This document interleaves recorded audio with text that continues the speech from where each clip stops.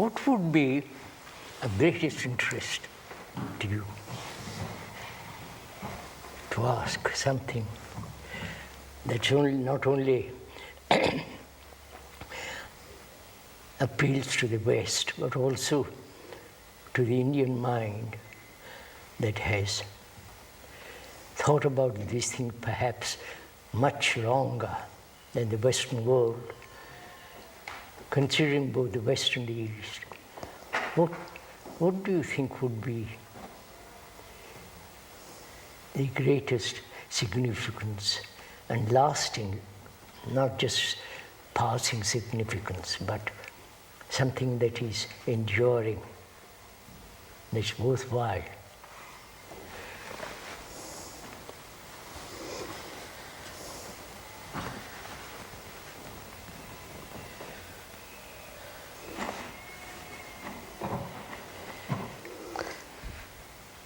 Sir, most of our lives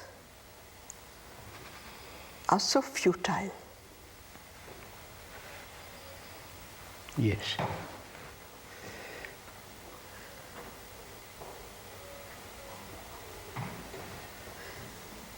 And unless one discovers within oneself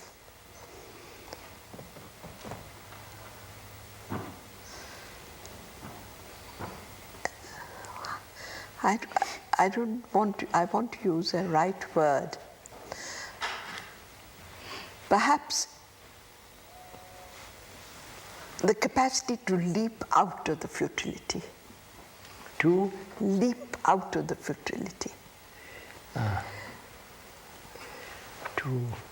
For the mind to have a creative spring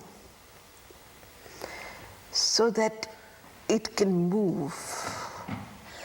Whatever it does, it's not what it does that is important, but the need for something which is new, which is not tainted, so that it doesn't matter what circumstances are, you seem to go beyond circumstances. And that only happens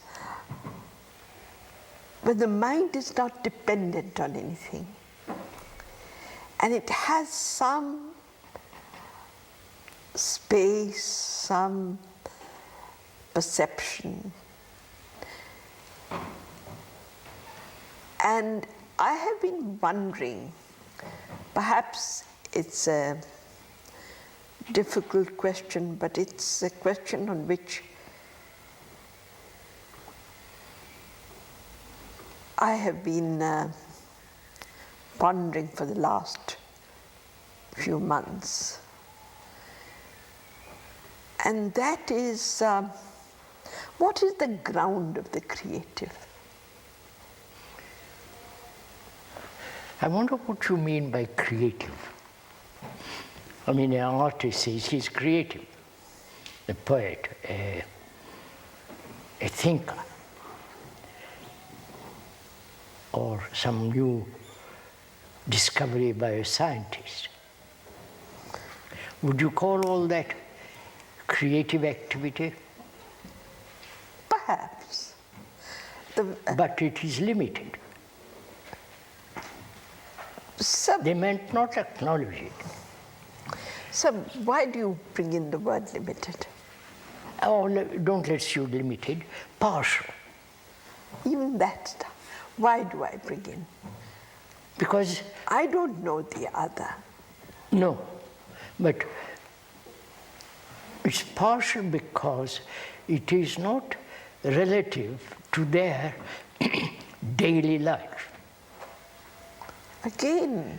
No, one may be a great scientist and may lead a very, very mediocre life. And the scientist may discover extraordinary thing and call that creative. But you see, that's why I did not speak of a creative action, But creative mind. but a mind, a perception which rests in the creative. I think we should make a little more clearer the question, if you don't mind. You have never answered any questions on the ground of manifestation, for instance. Let us take it at the simplest level. This coming to be of anything. Of birth, of anything. Of birth. It's a baby or a new tree or bird. What is involved? Are you asking what is the source of all life? Both the manifest and not manifest. Yes, I would like to probe, if it is possible to probe, yes. into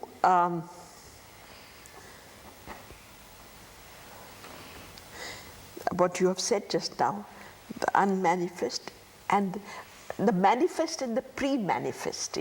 I won't even use unmanifest. I understand. That instant before manifestation is. For birth is. That one instant. Are we discussing this subject in a technological, scientific verbiage, or are we probing into something which you and I don't know? Just a minute, I want to make clear. Because after all, birth of a baby is, we know that, how it comes into being. One may know how it comes into being, but one still does not know What? the quality of life which pervades it. Quality of? Life. Knowing that a baby is born because through various processes. It doesn't give you an experience of birth, sir. Yes. It's actuality of birth is very different to the description of birth. Yes. It is the same with everything. The description is not the thing. It doesn't give you. No. Or the explanation is not the actual. But you cannot live through life without going into this coming into existence. I don't quite follow what you're trying to convey. I'm not being obstreperous, but I don't quite follow. If we talked about what is the origin of all life, what's the beginning of all existence? Not go back and back and back, you follow what I mean? But try to discover or come upon something which is the beginning of all things. I mean, various religious people said God. God is the origin of everything. But just a word that doesn't convey the mind that investigates what is the origin. You follow what I'm saying? Yes. Now, are we discussing that, having a dialogue about that, to delve very, very deeply into the origin of all life? without any belief, without any dogma, and so on? Or are we having a dialogue theoretically in kind of moving between the actual and not the actual, and trying to probe into something with thought? I don't know if I'm saying. I understand what you're saying. You see, sir, we have narrowed the word creative. That's right. To mean, as you said, painting or writing a book or discovering something in science. But basically, the whole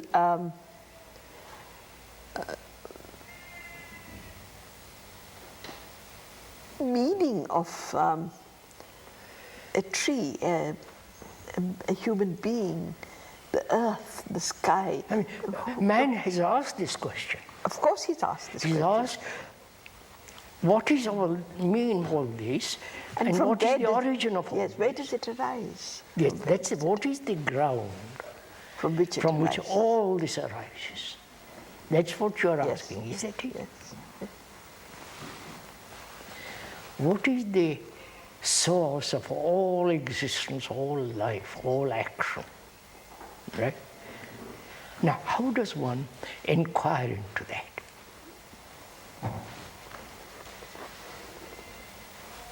What is our approach to it? How do we come to investigate into something that demands an extraordinary freedom, an extraordinary sense of non-conditioned mind, if I can use it, doesn't it? A freedom, perhaps that very word freedom is love. It requires that quality of mind which is both practical, sensitive, and has this quality of great compassion. I can't start with that. No. Because I don't know That what is, it is. how do we come to that point and from there move? So, if you put it that way, then I'm stumped. You're stuck. No, I'm Because just. I can't move. No, I'm just asking. I don't say it must be there. Isn't that the process of inquiry? I say this question arises in my mind. And I would like to move with this question into it. Yes. If I say that the mind must be free and therefore it is love and therefore alone it can, then what do I do? You can't do anything. But how do you inquire into something that man has asked for millions of years, and inquire and give it a name and be satisfied with it? But we are not doing that. We are saying, how does a mind inquire into something that must be extraordinary, that must have a quality of not only universal, cosmic, if we can use that word. How does my mind, how one's mind go into such a question?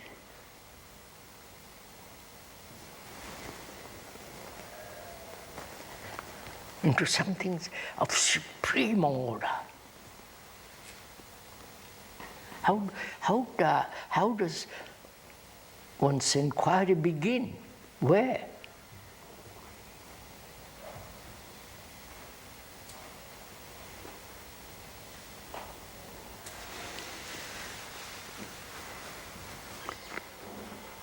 If you inquire with thought, that doesn't lead very far.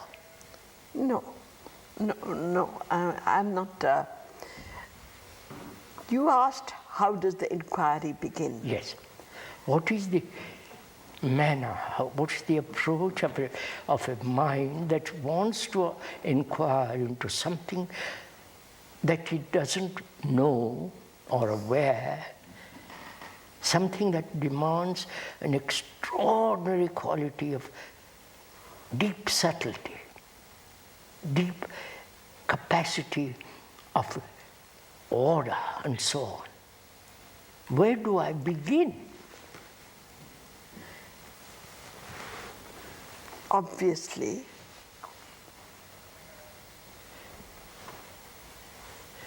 by being aware of the disorder within oneself. First That is, I am after all the manifest. Yes. I am a human being born. Yes. I know the process of being born, how a child is brought into being, and we are not talking of that. Now, I inquire into myself.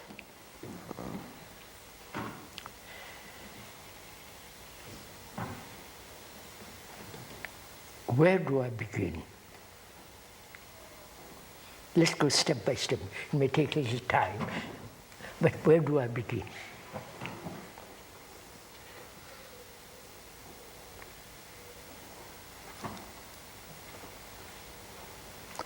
I begin by what is around me and what is within me. Yes. Obviously, sir. Yes. There can be no other starting point of inquiry. The world outside, the world inside. Yes. What is the criterion by which which measures the outer and the inner? What is the measurement? I'm using not judgment, I'm using purposely the word measurement. But is it necessary to measure? If I inquire into myself in a monastery, I can deceive myself so enormously. No, but But if I have a measure, just let me use that word for the moment, of what is actually happening in the world outside of me, to observe all that without any bias, and to see and to relate what is happening to what is happening inwardly, so that I see that's one movement, not two separate movements. so I'm not in a monastery. No, that's why I'm saying. in the midst of life. That's right. And being in the midst of life, I see action at various levels, connected with me, disconnected with me. I also see the responses within me to action, or the capacity which I may have over the years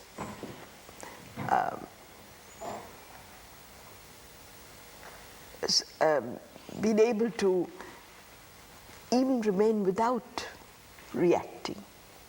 I see all that. And I move into that.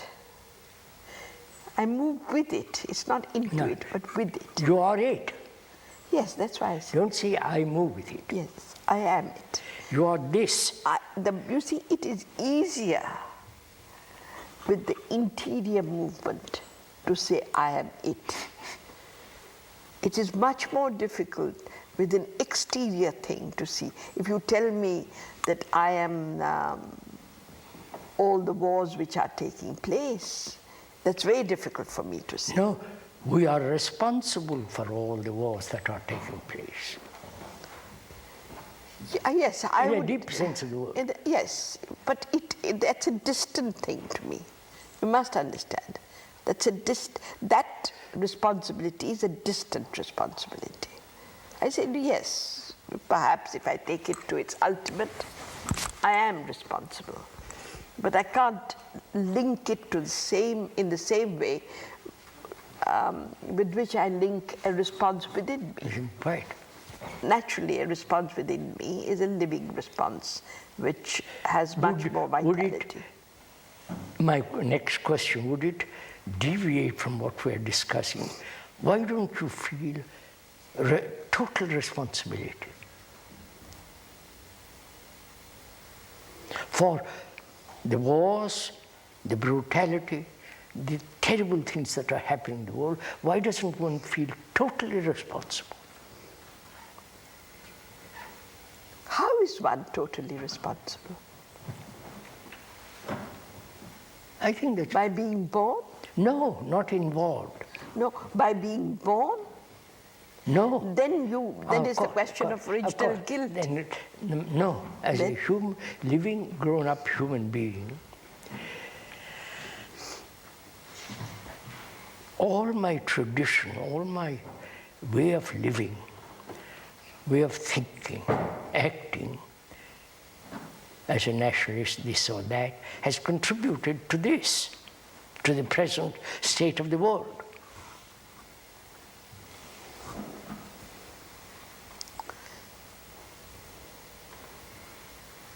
So, I know. You're making it so difficult. A man commits a sadistic murder. I can't say that I am responsible for that sadistic murder. So that, when you take it to that extent, it is impossible for me to feel the reality of it. Let's leave that for So I think it's better to leave that, yes. Leave that. Let's leave that. But let's go into this, let's probe into the ground of existence, which is the isness of life. Which is? The isness of life. Isness. The verb is. So what? So the only way to probe is to move into oneself, whatever that means. All right. Let's take for the moment that word, go or move or enter into the whole complex of oneself. Yes. Enter into it, not as an observer from the outside. I am all that. Yes. It's not even that I state what I am. I don't, I don't state. Let me uncover. Uncover, yeah. Uncover rather than discover. Yeah. Let me uncover what I am. And in uncovering what I am, I comprehend that one is uncovering the whole existence of man. Yes. That's possible to see. Oh, that's fairly simple. Yes. So, in this journey of uncovering, the superficial things are swept clean. So we won't go into that. No, that's a fairly simple. But once the superficial, the room has been swept. Isn't that important too?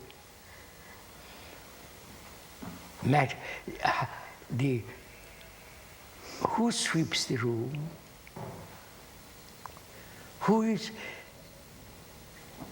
What does it mean, having swept the room, what it is?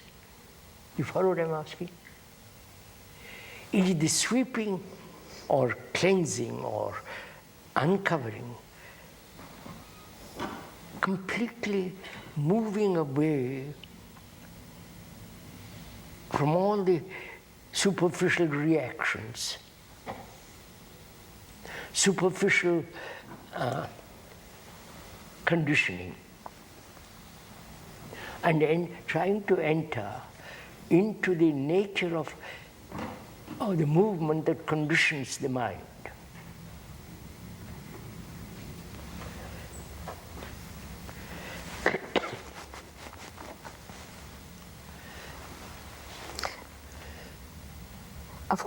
Obviously, sir, you can't say that you have swept the room and it is over.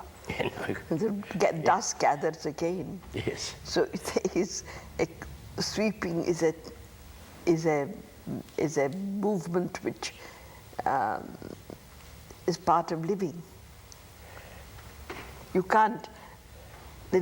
But the grosser elements of the can certainly be eliminated. There are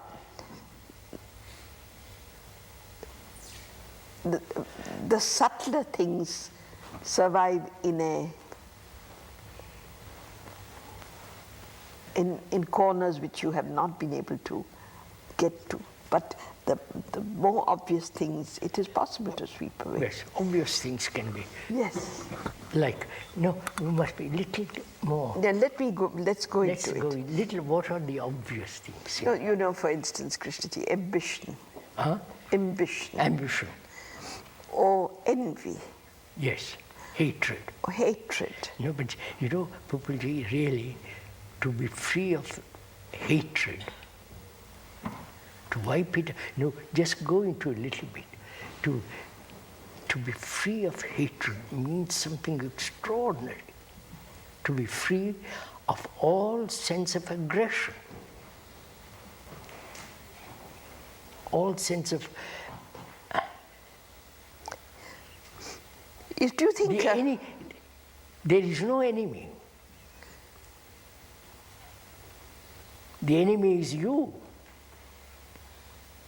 but hatred is a different thing from Huh?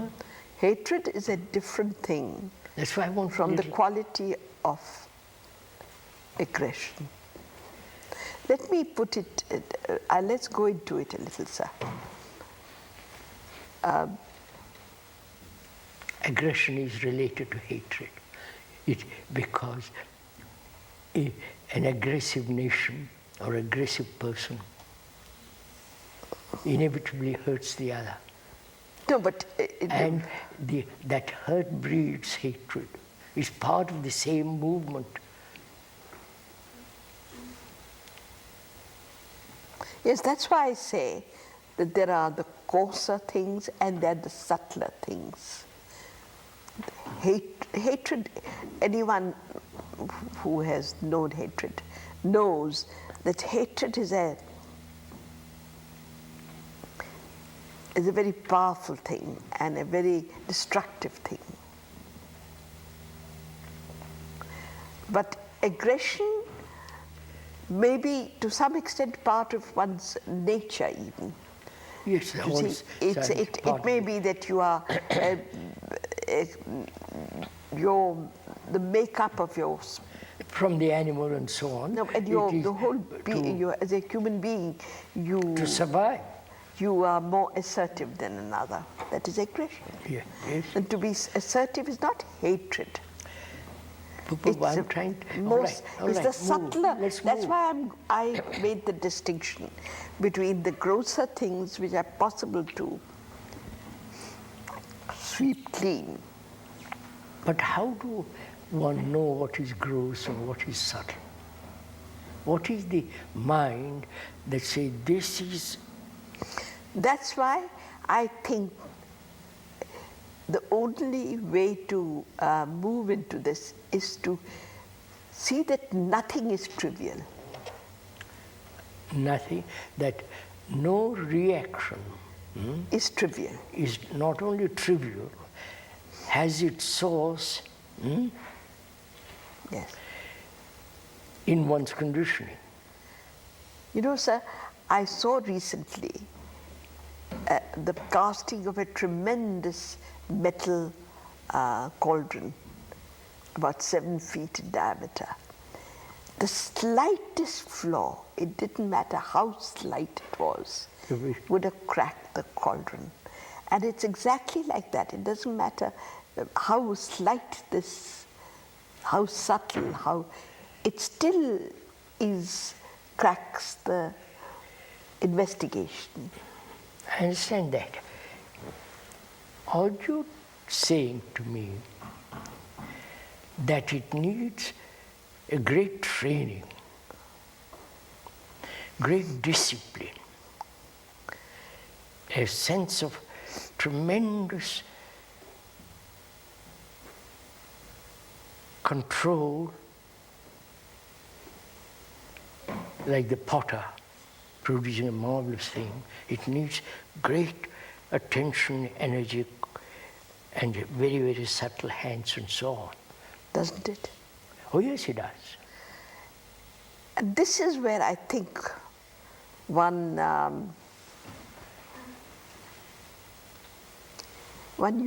takes the word free from you Free. and takes it to mean a certain flabbiness Oh no. of the spirit. No. Please let us pursue this. It's a very important. Yes, it's not flabbiness of spirit, good Lord. Because it may mean that I don't accept authority, I don't think it necessary to do something. Oh no. I can live a futile life. No, I no. can live a trivial life. Freedom. It doesn't matter. The very word freedom, Prabhuji, as far as I understand from looking at several dictionaries, means, the very word is affection, love.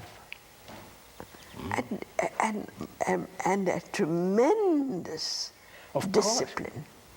Now, Let me use the word discipline. I'm using it. I know you're using the word discipline, but I'm not sure. When I'm using the word discipline I'm speaking of it as the demand for an watchfulness that the trivial does not creep in. Yes, but his watchfulness, which is awareness, if we both use the same word, does it need training? Does it need discipline? It doesn't need. Let's understand the meaning of that word discipline. No. You see, discipline, if I say that I must sit in the morning, cross my legs, and look at the wall and fix my eyes and see that my mind has no thought, that is one kind of discipline. But the mind awakening to the fact that it must be aware of every movement within itself is also a discipline. I wonder how you're using that word. Because discipline is isn't it generally used a training, conformity, imitation, restraint. But no, sir, there is diligence in, without diligence, nothing is possible. And so you may discard the word discipline, you put in the word diligence. Wait a minute, let's go slowly. To be diligent, that means to be aware of what you're doing, Yes, what you're thinking, to be aware of your reactions. yes. And from those reactions, observe the action taking place, and in that observation, in that awareness, is the action controlled, put in a certain framework?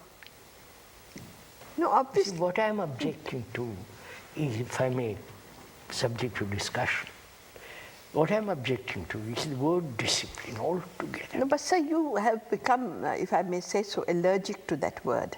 I know, I'm not allergic. No, I have got an allergy, but I'm not allergic to the word. No, because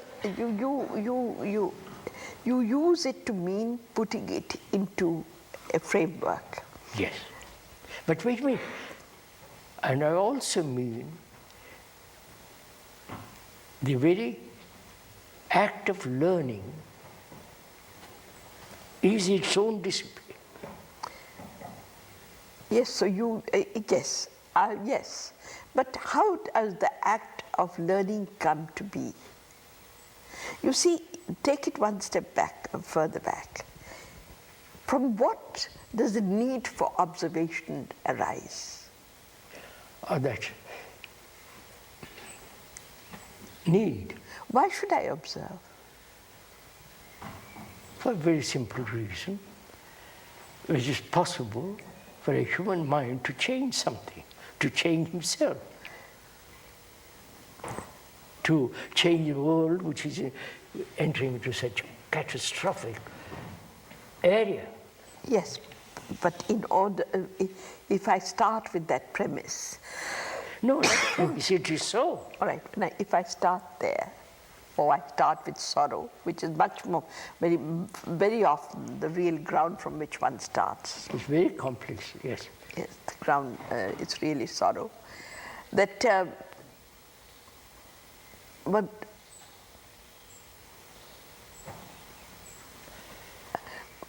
I think we have moved a bit. Moved away, I was coming to that.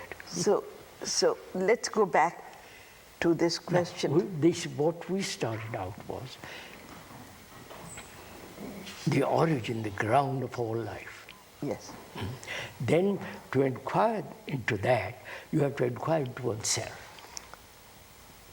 Yes. Because you are the expression of all that. Yes. Yes. You are life. Yes. Now, the origin of that we're trying to discuss. Right? Yes, the origin, the state from which that arises. Arises. And I can only do that by understanding myself. Yes. Yes. Let's use simple words for understanding myself. Myself is so terribly complex. How do I approach, I'm just asking, how do I approach a problem that is complex? That is not to be easily diagnosed. Easily say this is right, this is wrong, this should be, that should not be. It's like a living, complex, messy, disordered entity. But is it not because one starts with an attention which is looking for an ordered entity, that one finding the disorder gets caught up in the I'm whirlpool? not looking for disorder. In which case, if you are looking without concern as to for what you are looking. No, we are mixing something. I said the world is in disorder.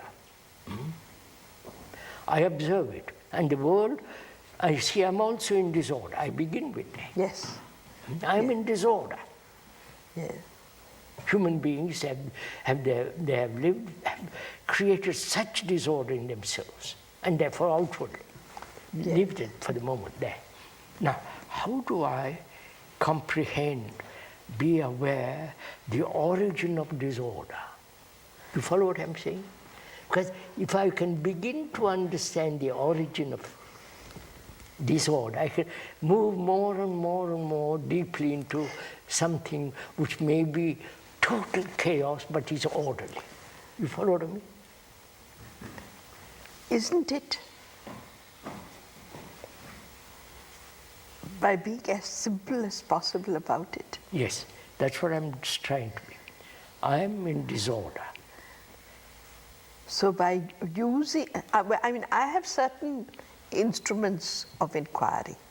I have my eyes, my ears, my senses. Yes. And You so, don't inquire with your ears or with your eyes. don't you? But Don't you inquire with your eyes and your ears? a little bit, yes. I inquire when I look around, When you look yes. at yourself? Now, can I look at myself with my eyes, with my optic eyes, or I can see it myself in a mirror?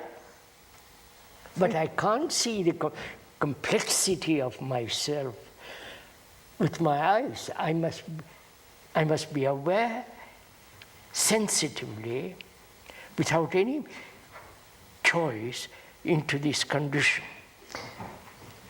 Why do you say, sir, that you cannot be aware with your eyes?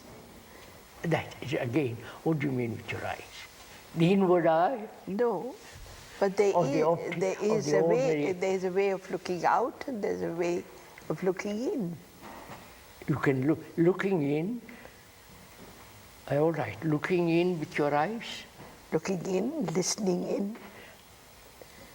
Yes, that, now we must be a little careful here because misleading. Yes, so that let's go into it. Yeah. Because this is where is there any other way?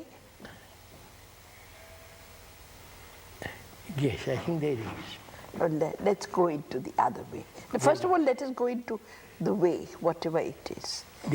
Is the eye ear not part of the other way? Breathing, Breathing, hearing, hearing, seeing, feeling. Those are actually sensory responses, right? Actually, I see that color. yes. I hear noise. In the same way. I taste something and so on. It is a sensory response. Yes, but is there not a seeing of anger, reaction of anger, and listening to a reaction of anger? Do you listen with your ears, or do you observe anger? How do you observe anger? By when you are angry, if you look the cause and the effect of anger. When you're angry, you can't. So But later on, You Carry on, you see the nature of the mind, which has been in a state of anger. But you see the nature. The word you use is you see the nature of the mind. all right, I won't. No, See because this that is word. very important, Krishnaji. I won't. But you see, I understand what you're saying. That the very act of listening, the act of feeling inwardly, is it that you see it with your eyes, hear with sensory ears? You see, if you put it that way, then you never get to the point, because the sensory ear is so used to listening out that it can never comprehend what is. If you take that and try and push it in, you'll never get to it. But would it help if we talked about perception? No, sir. I say it would help if you talked about the seeing, listening with the eye and ear, because there is a seeing, listening with the Now eye wait a and minute. ear. I hear you making that statement. From that hearing, I have understood the words and see the meaning of what you're saying, right? Right? Yes, The verbal communication has taken place. yes. But the deeper significance, No, but it is also taking place. While I'm listening to you and seeing you, I'm also listening and seeing my own mind, the ground of the mind. Then what is taking place? What is taking place? who is listening? There is listening. I'm not saying who is listening. No, listening. There is listening. But just a minute, Populji, you must be clear on this point. There is no, we must a little more carefully. No, sir, but in an act where you are totally attentive, take an act where you are totally attentive. What is the state of that act of being totally attentive? What is the state of action What is the that's born out of complete attention. A complete attention. I think it's clear. I'll answer it. First, to answer that question, we must understand what we mean by complete action, attention. Attention. I'll say what. It's not concentration. No, sir. No, I want to be clear on No, this of point. course it's not. Of course not. So, attention means there is no center from which you are attending. No, of course not. No, don't say of course not. See what's implied in it.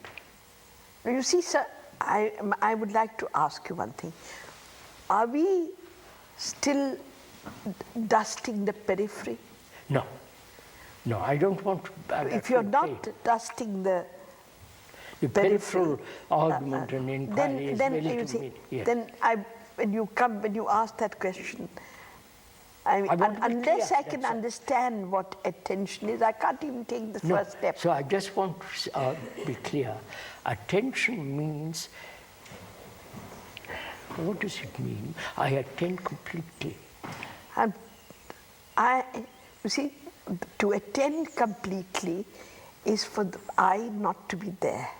Yes, that is the real thing. When there is attention, there is no I.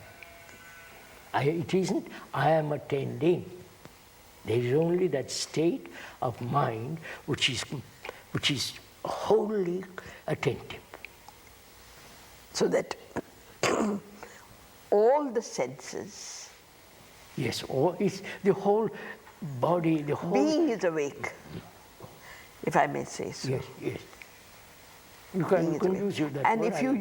if you are in that state where the being is awake, then you can listen, observe.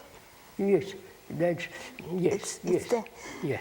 Now, But can that's we not- proceed from there? No, Or you don't want to proceed? We're wandering off. I want to inquire into myself, right? Right? That's what we say. Because myself is like, in inquiring about what I am, I make, if my inquiry is correct, accurate, not distorted, I may come on the ground of the beginning of all life may be discovered, But if you don't let us, maybe uncovered. yeah, if you are starting from there, then I will say the first step, you will find that the I is there. Yes, first step. See clearly, hear clearly. But the I is there. Yes, of course. So of there course. is the observer and And the the observed. observed, oh, of course. Now, seeing that, it is also to,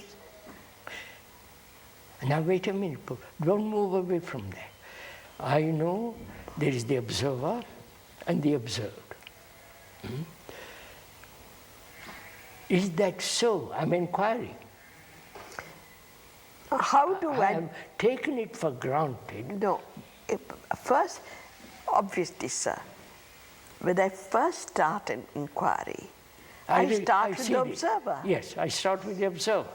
Now, I ask, or you have asked, and therefore that thought is in my mind, that Just go on. that is there the observer?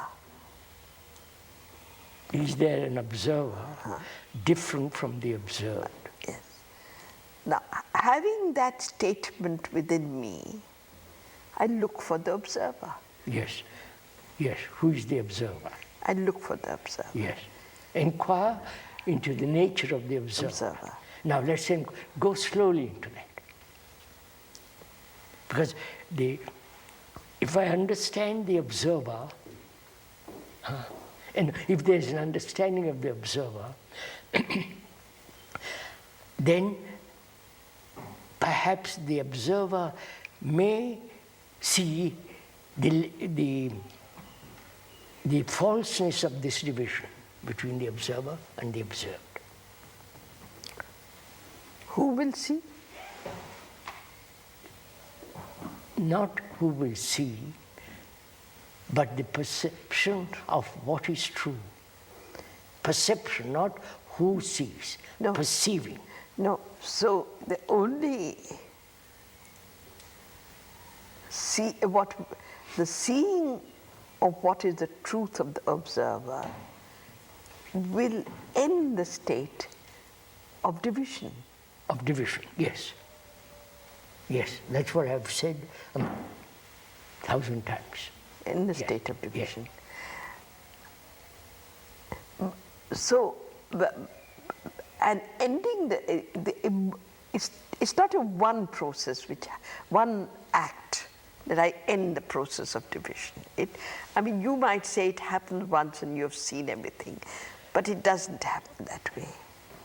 No, But that's generally stated that way. Yes, yes. For that instant, it is so. Yeah. No, go ahead. What are you trying to say? What I'm saying is, diligence, we use that word, Yes. diligence or discipline is to have that inquiry alive within one. Yes. And that does not, I am saying, that does not need training. No, I'm not talking of training. You brought in the word training. No, when you used previously the word discipline, just now you used it. No, but I'm using the word discipline without yet bringing in the word training. I say discipline is that I cannot expect to have an understanding of this unless the mind is awake to this and understand is what you're diligent about being awake Yes. to this. All right, I won't bring in anything. I'll go ahead. You can't deny that. No, it has to be diligent. It has to be diligent. watchful. It has to be watchful. Attentive, subtle, hesitant. It has to be all that. It has to observe Yes. and rest in observation. Huh? Rest in observation. Yes. Yes. Find a Oh. new home for itself in Now, observation. people who are wandering off again, perhaps I'm wandering off. I said I'm inquiring into myself. Well, that's inquiry. How do I inquire into myself? Except through my reactions. Yes. The way I think, the way I act, the way I respond to the environment, Yes. my relationship to another. Yes. And I find, if I'm starting from there, I find that as I first observe myself, the responses, the reactions, all rapid, confused, I know, continuous, contradictory and so on. contradictory. But in the very observing, some space comes into this. Some space, Yes. some order. This means, is just the beginning, sir. Huh? This is just the beginning. I know. Yes. We are sticking at the beginning. That's what I'm asking. I'm bored with the beginning. Sorry. So let us proceed further. People, I would like to ask a question. Is it necessary to go through all this? To watch my reactions, to watch my responses, to observe diligently my relationship with another, intimate or not. It must go through all this. Or, You see, sir, I'll say something now. The fact is, one has gone through all this. Fact is, the history of you may have gone through it because you have accepted that pattern. No, Just hold on a minute. Well, see, we have all done that. The thinkers, the sannyasis, the monks, and the other. and Krishnamurti. I'm not sure. That's the point. I'm not sure. How can I want to discuss this point very seriously because that is, you either have, in the last 30 years, jumped yourself. yeah, wait a minute, let's see for a moment. We have accepted this pattern of examination, analysis, and investigating these reactions, paying attention to them, watching, self-recollected, and so on, so on, so on. There is something in it which rings a false note, at least to me. You mean to say a person caught in the whole confusion of existence, he won't even listen to all this. then you must, there has to be space in order to even listen. Yes. How does that space arise? Because either you have suffered and you say, I must find out, or you suffer and say, God exists, I love him, and I'm comforted by that. No, so you have still not answered me.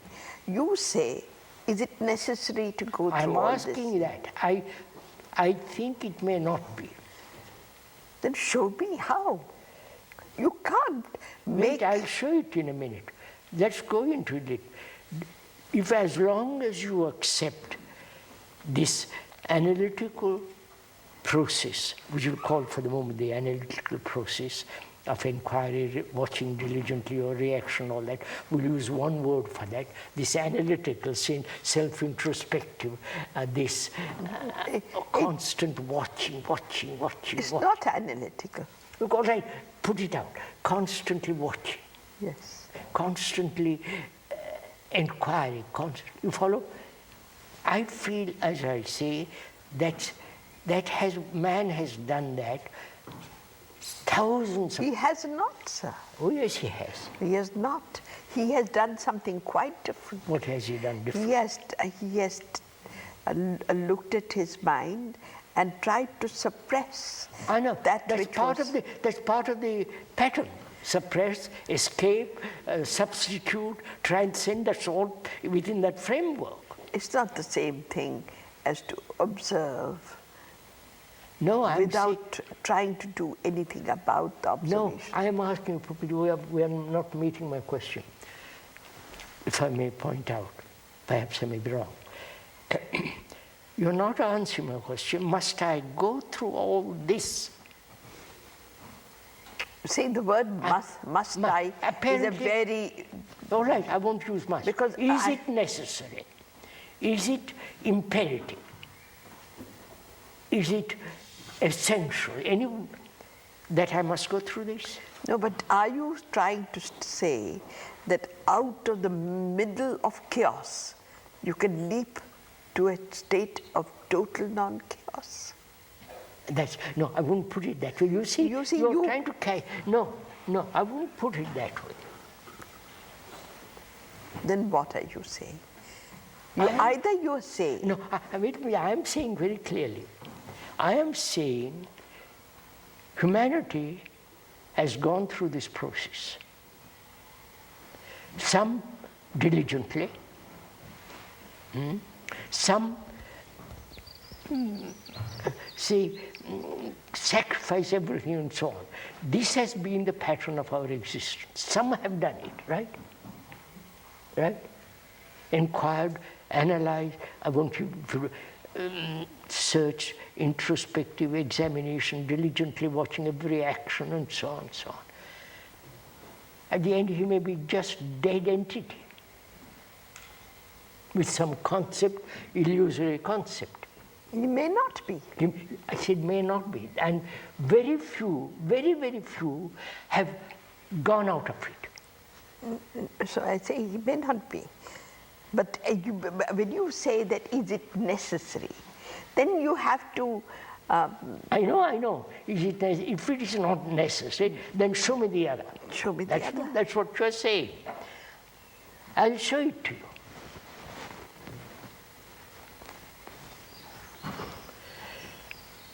But first, step out of this. You see, sir? Wait. I'll show it to you. But look what you're asking. I know I'm asking that. If I step out of the other, it's already there. Of course. Step out, that's what I'm saying. So- don't take time to go through all this. No, but what is meant by step out of it? I'll tell you what I mean. I recognize, just let me talk a little. I recognize, very clearly perceive, whatever word you use, that this process of introspective observation, diligence, and so on, man has tried a great deal for a million years in different ways. And somehow it hasn't, his mind is not clear at the end of it. He's got some fixations. He's got some ideas and so on.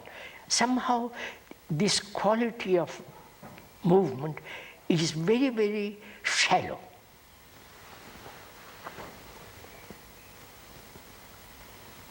Now, if you listen to that it is very shallow to do all this, and you see the truth that it is shallow, which means your disordered mind is now quiet, listening to find out, right? Your confused traditional mind says, I am accustomed to this diligent observation of all my activities, and that it is really very, very superficial. If you see the truth of that superficiality, you are out of it. It's like putting away something utterly meaningless.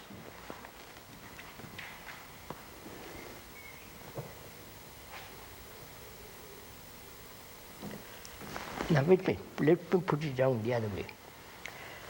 My mind is disorderly.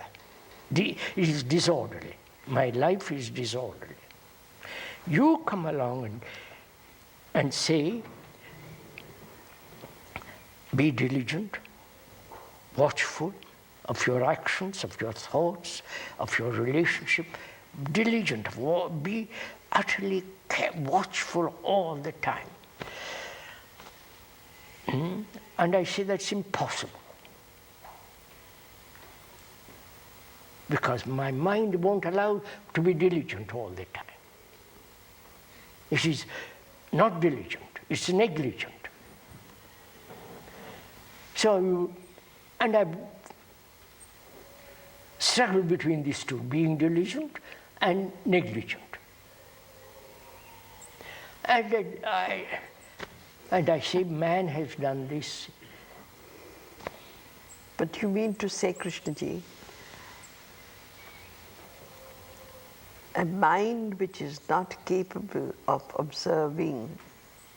No, I'm saying a mind that's willing to listen. Listen. Not diligent. I'm not talking of attention. But please listen to me, sir. Do you think a mind can be in that state of listening? No, that's very simple. Is it? Yes. I should just listen to a story that I'm telling. You're interested. Your mind is quiet. You're eager to see what the story is about and so on. I'm sorry, sir. It doesn't happen No? that way. No. Just a minute. Just a minute. Don't say no, Pupuji. You see, Krishnaji. I ask you, just a minute. I ask you, Pupuji, to listen to what I'm saying. I listen. No, wait. Listen. I'm going to explain what I mean by listening. Yes. Not only with the sensory ear, Yes. but with the ear that has no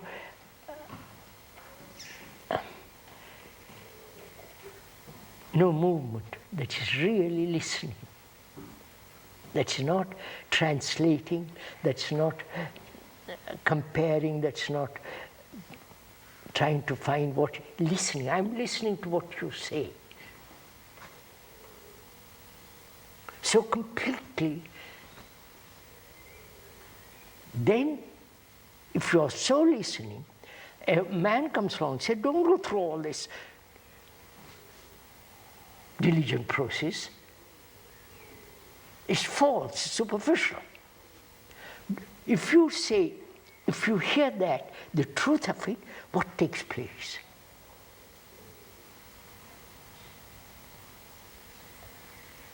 What actually takes place when you see something really true?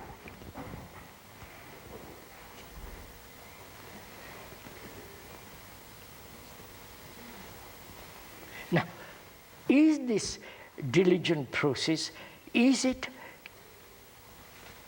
is time consuming, right?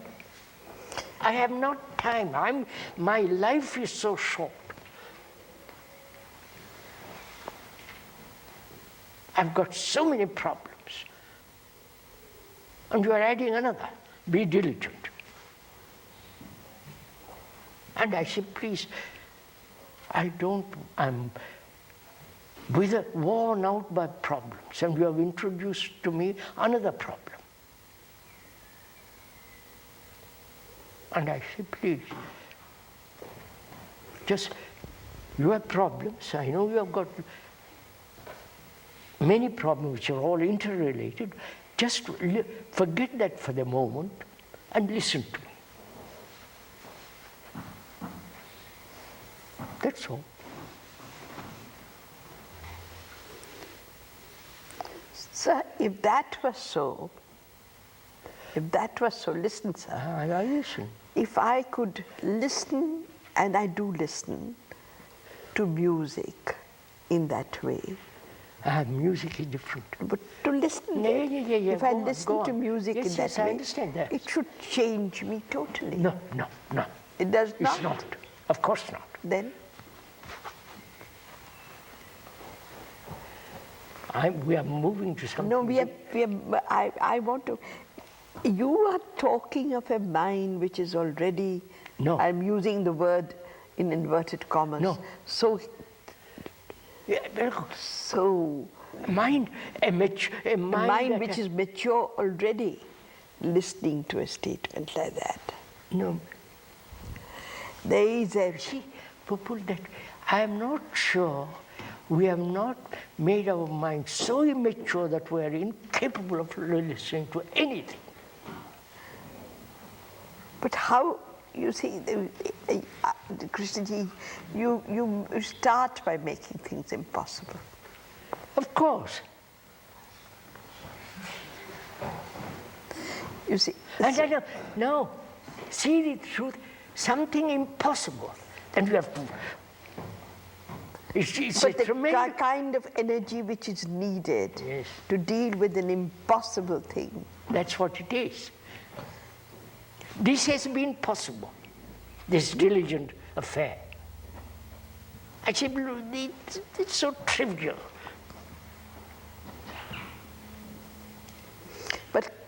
But what is, now I'll ask you, what is the mind which can deal with an impossible statement like that? What is the nature of that mind? That which is utterly impossible is non-existent.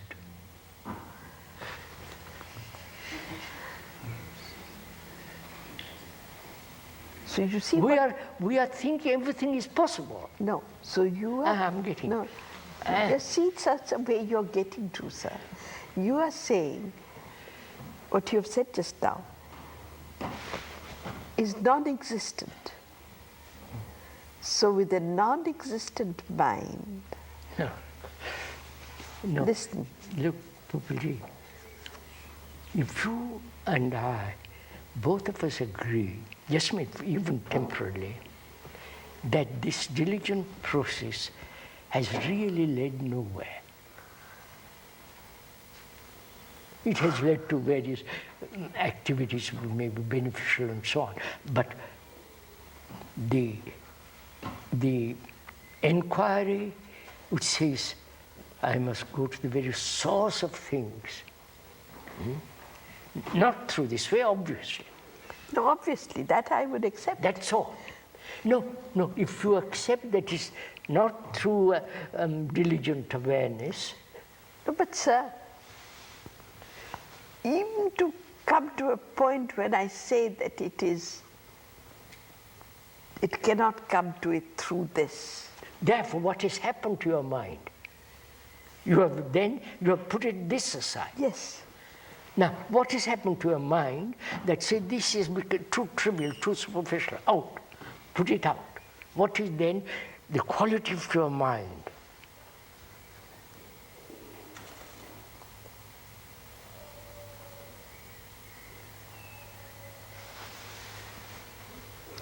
I know what you're trying to say, sir.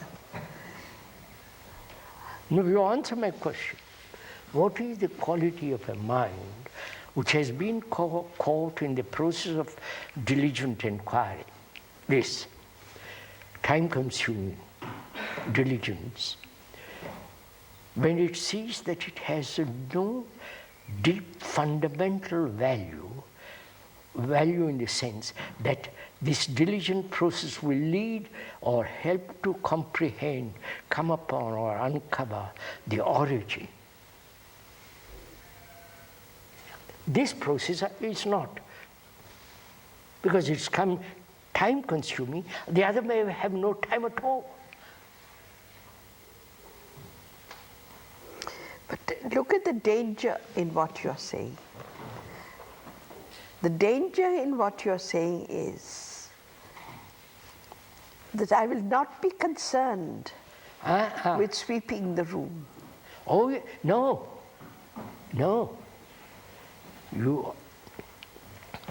I'm inquiring into myself. That very inquiry demands that the mind and the heart, whatever, the whole existence is orderly. You start with the impossible. Of course I start with the impossible. Yeah? Otherwise, what is possible? You have done all the possible. No, sir. No. You have done everything that's possible. One has fasted, sacrificed, done everything to find the origin of things. That has been possible. And the possibility has led nowhere. It has led to certain benefits, social benefits and so on, and also has led to a great deal of misery of mankind.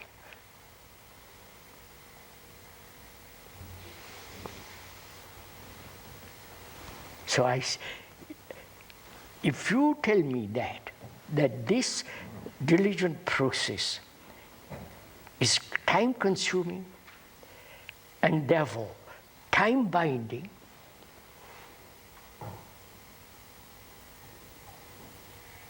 and as long as you're doing this, you're just scratching the surface. The surface may be most extraordinary, very nice and very pleasant and ennobling and all that, but it's just on the surface. If you grant that, not only grant, but actually see it, feel it, it's in your blood that this is false.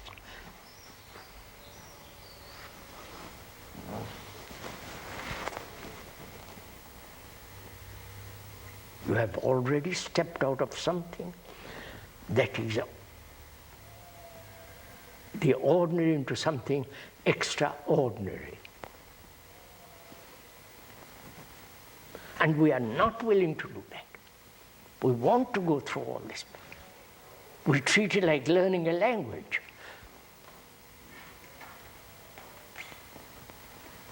Learning a language, disciplinary action, diligent attention, and so on.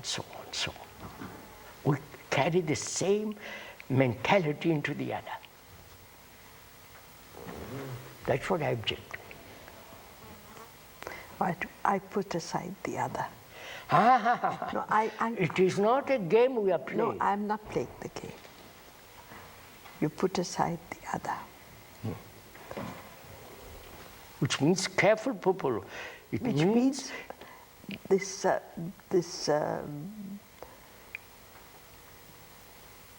even this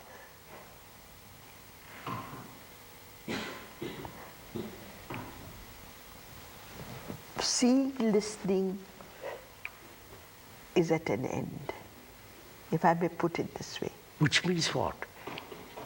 The movement of diligence has stopped.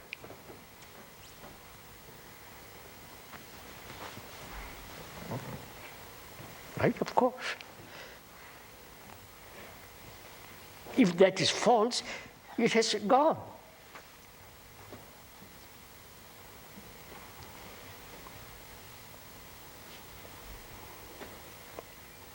So what has happened to my mind? My mind has been caught in the diligent inquiry and so on, which is time-binding. And now he says, by Jove, I see this to be utterly superficial. And what is the state of my mind? The mind which has put away something which man has carried for 1,000,000 years. What is that state of mind? Right?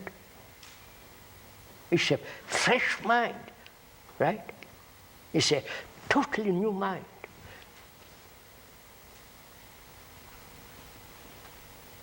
Under such a mind is necessary to inquire. And not inquire, and necessary to uncover the origin.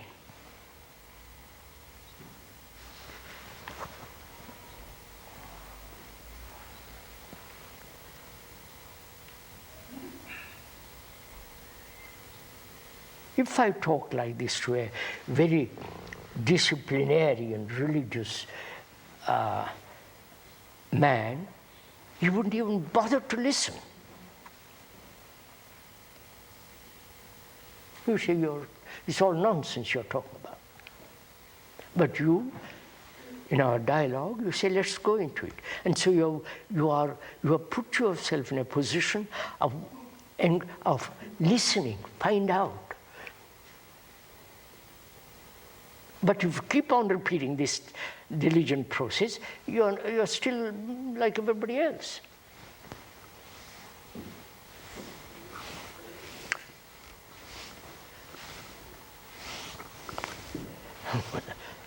It likes you.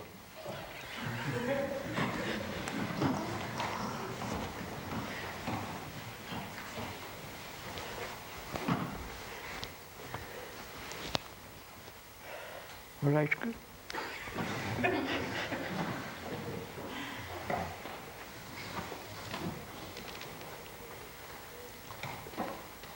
Now, such a mind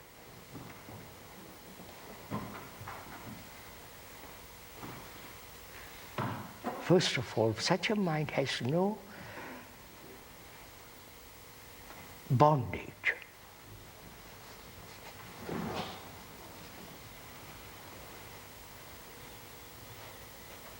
Right? Could we go?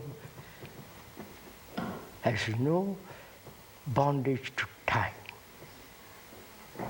Which is, this diligent process is to become something. Is to clarify, to understand, to go beyond. So this mind has no beyond. It is not becoming something. Would you go as far as that?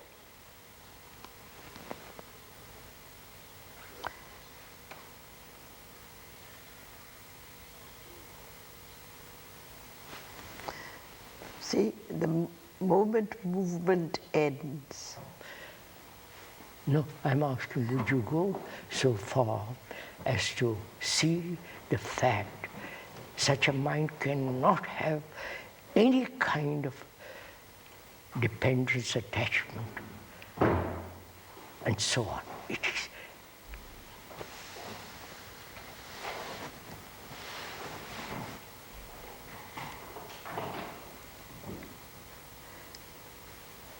Yes, that I see.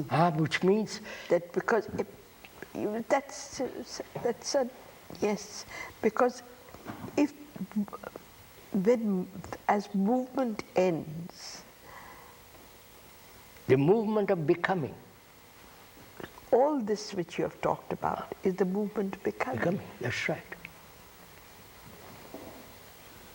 Which is the perpetuation of the self in a different form, in a different network of words.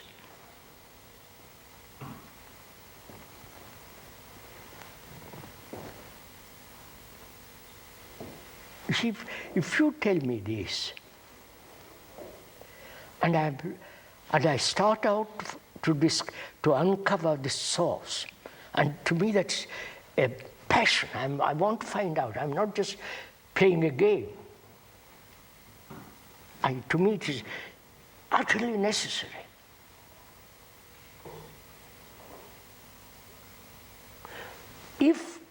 When that uncovering of the origin of all life,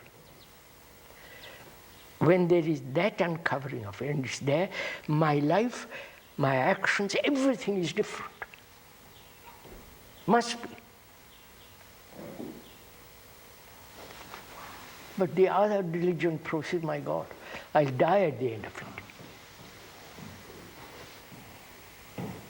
See, that's why I feel the understanding of that as a time-consuming factor, which is so destructive.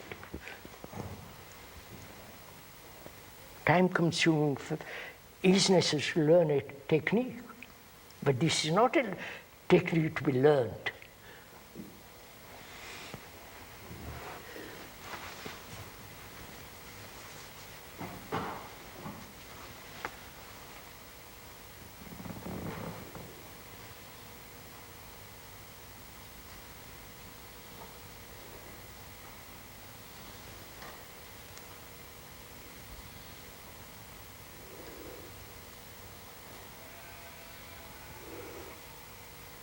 Sir, you have the mind of the whole, you have really an antique mind. What? You have really an antique mind of great antiquity. Antique in the sense of containing the whole of human. After all, you see, people, that's why it's important to understand I am the world. You understand? I am the world. No one else can make that kind of statement which you have. And one must make it, otherwise where are you to... When you see all this destruction, brutality, wars, killing, which has never stopped,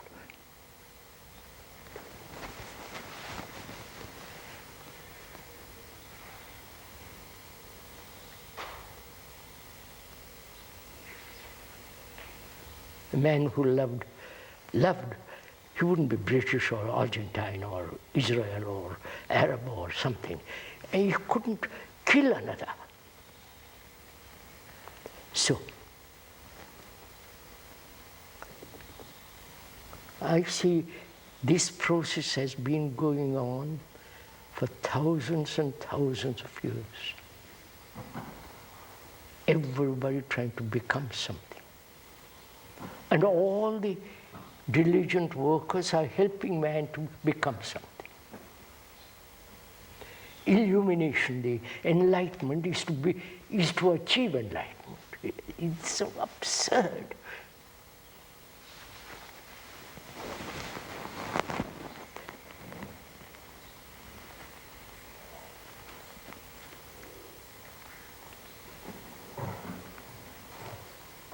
You see, sir, with you, Not with me. but just listen, sir, the whole movement of the dormant has ended. That is diligent is ended, right. Becoming is ended. The whole thing which is dormant in I think, Pupuji, don't let's make this into some elitic, it's only for the few. The elite can only have this kind of mind. I refuse to accept that. That means back into the old division of the elite and the non-elite.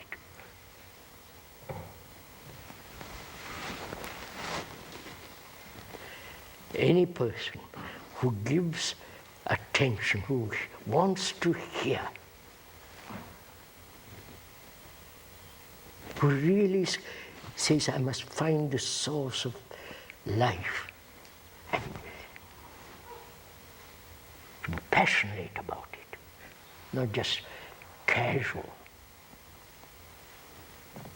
Then he will listen. Not to me, he will listen.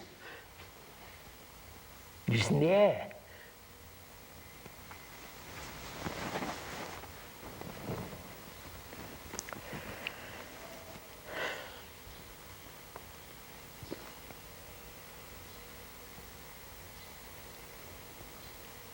See, like Buddha is supposed to have achieved enlightenment. Just think of such a statement. Sitting under a tree, meditating, fasting, striving. I mean, you follow? And ultimately, one day it happened to him. That's too utterly meaningless. That means you are allowing time to be the factor of enlightenment.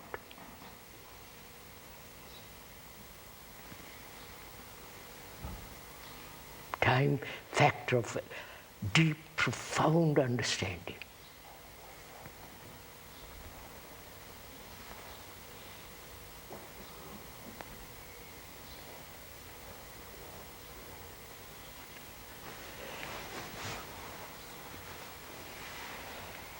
Do we stop? Huh? 20 to 6, 7.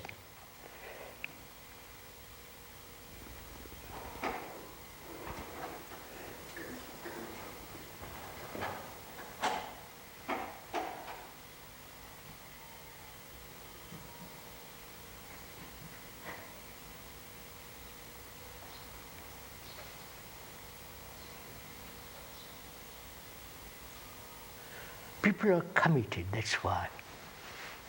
Committed to something or other. Committed to knowledge, committed to tradition, committed to some country, some idea, and so on. They're committed. And being committed, they won't let go. They won't even bother to listen.